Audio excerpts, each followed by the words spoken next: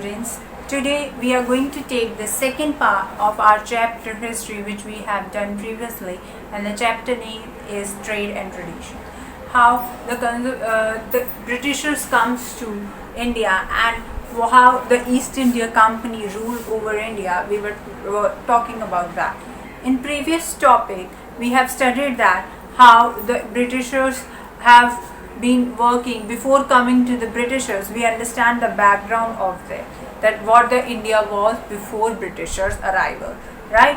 हमने वहाँ पे औरंगजेब के बारे में पढ़ा, उनके जाने के बाद किस तरह से अलग अलग रिलीजियस पार्टीज़ में ये हमारा इंडिया डिवाइड हो गया, और उसके बाद जब ब्रिटिशर्स ट्रेड करने आए तो उनको जहांगीर के द्वारा परमिशन देने के बाद जो इंडिया है उस पर धीरे धीरे ब्रिटिशर्स का राज शुरू हुआ, राइट. बट अब ब्रिटिशर्स जो है when they have come in the form of English East India company, उन सिर्फ एक ही पर्टिकुलर कंपनी क्यों आई ब्रिटेन से, इसके बारे में हम आज स्टडी करेंगे. And also we are going to understand कि ईस्ट इंडिया कंपनी का हमारे इंडिया पे किस तरह से इफेक्ट पड़ा और बाकी यूरोपियन कंट्रीज़ या बाकी ट्रेडिंग कंट्रीज़ उनसे पीछे क्यों रह गई. Okay, the thing is every country have different companies, trading company. There are number of trading companies. Like in the present era, if we see, India is not working on single company. There are number of companies, Reliance है, टाटा बिरला है और भी बहुत सारी companies हैं जो कि India में वर्क कर रही है, राइट. सिमिलरली इंग्लैंड में, ब्रिटेन में भी पहले सिर्फ एक पर्टिकुलर कंपनी नहीं थी जो कि ईस्ट इंडिया कंपनी जो कि ट्रेड करने आई, सिर्फ वो नहीं थी, और भी कंपनीज थी. Okay, but only the charter is been get to the East India country. We are going to talk about it. So first we need to understand कि ईस्ट इंडिया कंपनी क्या है. ईस्ट इंडिया कंपनी है trading company है.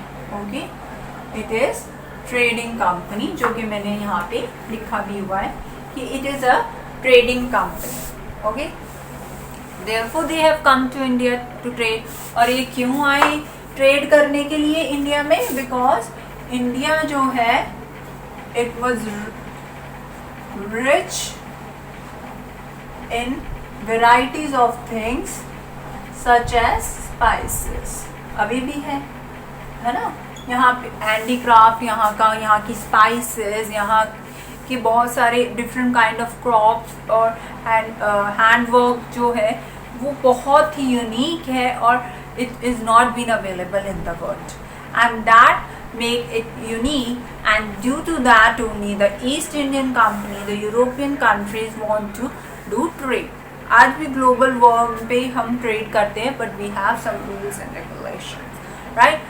But over that time rules and regulations were not as mandatory, were not as established as it is today. Why? Because at that time the British it was working as under the Mughal Empire. So वो जो है that time they were not thinking according to the country work, but they have been working over different aspects, right? ये हमारी country है, हमने इतने में काम करना, हमने दूसरी कंट्री में नहीं जाना, तो उन्होंने उस तरह से रूल्स नहीं बनाए. बट अब क्या चीज़ है, अब हमें पता है कि दूसरी कंट्रीज़ भी आके हमें एक्वायर कर सकती है.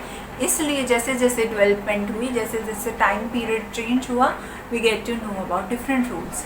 Okay, now coming over the East India Company. तो ईस्ट इंडिया कंपनी जो है एक ट्रेडिंग कंपनी थी ब्रिटेन की, जो कि इंडिया में ट्रेड करने आई थी for spices and other handicraft work.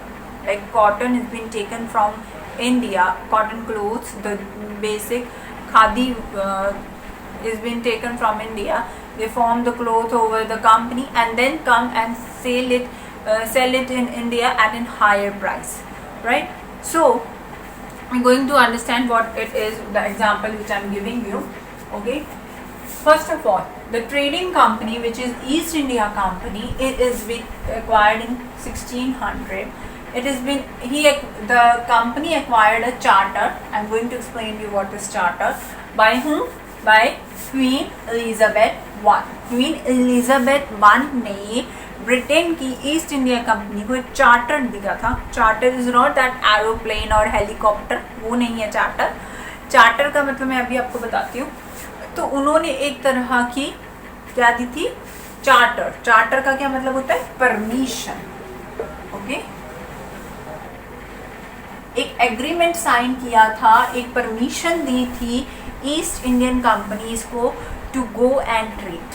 Actually East India Company ने एलिजाबेथ को ये कहा था कि भी अगर हम सारी जितनी भी ब्रिटेन की कंपनीज है वो जाएगी और ट्रेड करेगी एक पर्टिकुलर कंपनी में, तो फिर हमें तो कोई प्रॉफिट ही नहीं होगा, हमारी कंट्री को, आपको नुकसान होगा, आपको प्रॉफिट ही होगा। इसलिए आप हमें, क्योंकि हम एक पावरफुल कंपनी है, एक नोन रिनाउन कंपनी है ब्रिटेन की, तो आप हमें परमिशन दे दो कि हम दूसरी कंट्री दैट इज़ इंडिया वहाँ पे जाके ट्रेड कर सके, because it is very rich in different varieties of things, and for that we want to go in India and trade with them, so please give us a charter permission। अब Elizabeth ने अब वो charter permission means वो permission East India Company को दे दी। Okay, they have given right to the East India Company, who given, the Queen Elizabeth given the right to the East India Company in a form of charter, means they had acquired the charter. In which time they have acquired? They acquired in 1600. Okay, after this they got a solo right। solo right मतलब क्या होता है, unique, सिर्फ one person को, जो first solo singing होती है ना आपके स्कूल्स में, solo singing, solo dance competition, क्या होता है उसका मतलब, एक पर्सन परफॉर्म करता है, राइट। सिमिलरली सोलो राइट मतलब ईस्ट इंडिया को वो राइट मिल गई, सोलो राइट मिल गई, जिसके थ्रू वो ट्रेड कर सकते थे विद ईस्ट। ईस्ट कौन है, India, they are in the east. अगर हम, आप इमेजिन कर लो, जस्ट अपने वर्ल्ड मैप में देखना, यहाँ ब्रिटेन है, यहाँ ईस्ट इंडिया है, ये इधर से इधर को आ रही है, यहाँ पे जहाँ इंडिया है तो ये ईस्ट में है ना, तो इसलिए यहाँ पे लिखते हैं ट्रेड विद ईस्ट। तो according to the map location, so got a solo right to trade with the east. East के साथ ट्रेड करने के लिए उन्हें सोलो राइट मिल गए। अब व्हाट डज दिस मीन, इसका मतलब ये हुआ, सोलो राइट का मतलब क्या होता है, just note down the point, it is very important that we are going to exclude all the competition from English trading company, from other English trading companies. मतलब जो इंग्लैंड में, ब्रिटेन में जो भी अदर इंग्लिश ट्रेडिंग कंपनीज थी, except English East India Company के अलावा भी कंपनीज थी ना, जैसे इंडिया में आज के टाइम में है, जैसे I have given you example कि भी कितनी सारी डिफरेंट कंपनीज हैं जो कि इंडिया में वर्क कर रही है। सिर्फ रिलायंस एक नोन कंपनी नहीं है, टाटा भी है, फिर और भी कंपनीज है, जैसे एयरटेल है। तो इस तरह की डिफरेंट काइंड्स ऑफ कंपनीज है, तो वहाँ पे भी बहुत सारी कंपनीज थी, और उन कंपनीज में से सिर्फ एक सोलो राइट मिली ईस्ट इंडिया कंपनी को, तो एक्सक्लूड कर दिया उन्होंने कंपटीशन अपनी कंट्री से, ठीक है, कि और कोई भी कंपनी इंडिया नहीं जाएगी ट्रेड करने, सिर्फ ईस्ट इंडिया कंपनी जाएगी। Okay, with merchant objective. Merchant objective का मतलब क्या आता है, just going to tell you, made a huge profit, जिससे उन्हें ह्यूज प्रॉफिट हो। मर्चेंट अचीवमेंट, मर्चेंट ऑब्जेक्टिव होता है एक तरह का ट्रेडिंग स्टाइल जिसमें one person do the trade, for that they buy a thing, the raw material they buy from a location, from a country, and then take it back to their own country, form a hard material, and then sell it in a double price and earn the profit. Okay, or buy something from a one country and sell it in another country and having the profit between that. Okay, तो आप एक चीज़ ले रहे हो, for example मैं आपसे cotton ले रही हूँ, ओके, और अब मैं उस कॉटन को एक क्लॉथ बना के, एक ड्रेस बना के बेच रही हूँ आप ही की ली हुई कॉटन से आप ही को कपड़ा बना के बेच रही हूँ, और आपसे मैंने 10 रुपये में कॉटन ली और आपको मैं 400 रुपये का वो कपड़ा दे रही हूँ सेम ही कॉटन का, तो एक ड्रेस के फॉर्म में, तो मुझे कितना प्रॉफिट हुआ समझो, है ना। Let me tell the profit in the comment box. आप मुझे कितना प्रॉफिट होगा मुझे बताओ। अगर मैं 10 रुपये का आपसे कॉटन लिया था, 400 रुपये का मैं आपको कपड़ा दे रही हूँ, तो मुझे कितना प्रॉफिट होगा पर ड्रेस। एंड मैंने आपसे 10 ड्रेसेस आपको रिटर्न करी है, ठीक है, 10 पीस ऑफ कॉटन के लेके। Let me know in the comment box students, so that I can check your attendance as well. तो इसी तरह से ईस्ट इंडिया कंपनी ने भी यही काम किया। ईस्ट इंडिया कंपनी ने अपनी जो ट्रेड करने के लिए, प्रॉफिट कमाने के लिए मर्चेंट ऑब्जेक्टिव के साथ एक सोलो एग्रीमेंट ले लिया क्वीन एलिजाबेथ से and start trading with India and have a lot of profit from a particular country.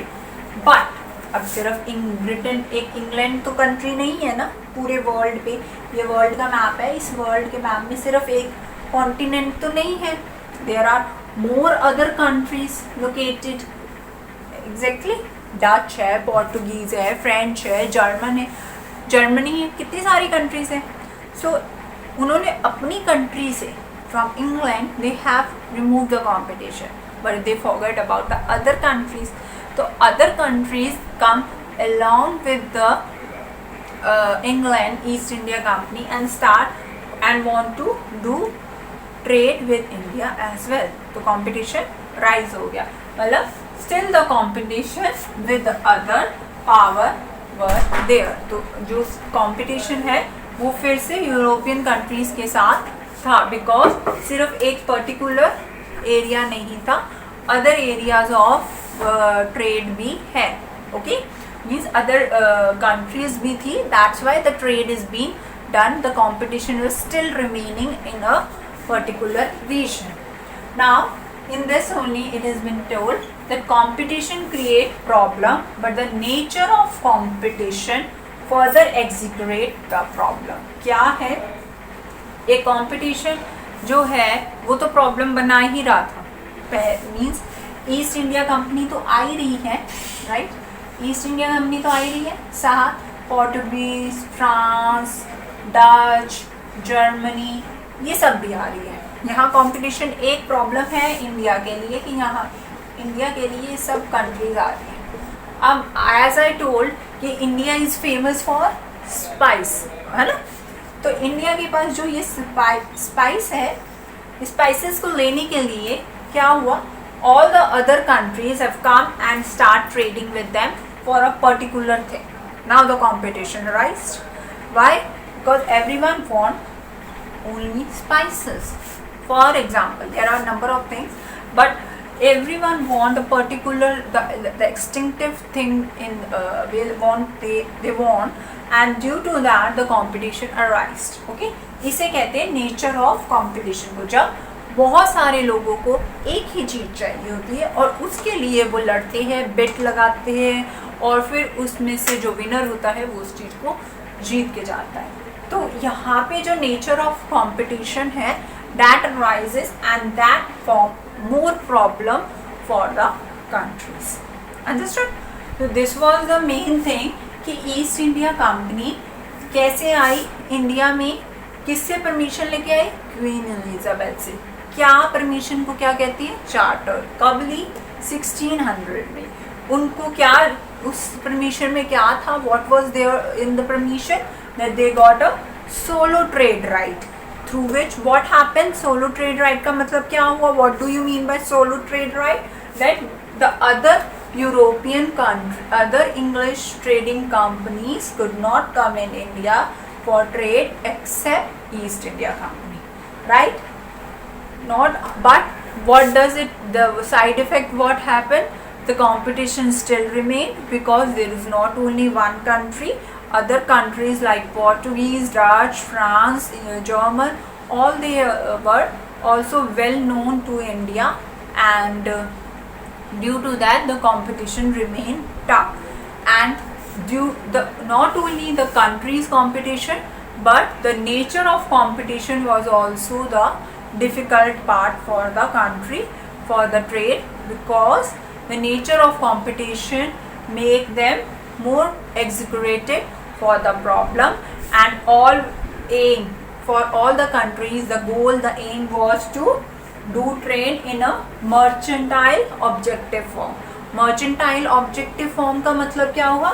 Means a trade in which we are gaining profit from the raw material, or having something and then selling in a double price. Okay, so this was the concept of today's topic. Please go through the chapter reading and mark your doubts and let me know in the WhatsApp group, or you can also write under the comment box so that I can solve your doubt in the next session or on the last Thursday revision class. Okay, thank you and have a nice day.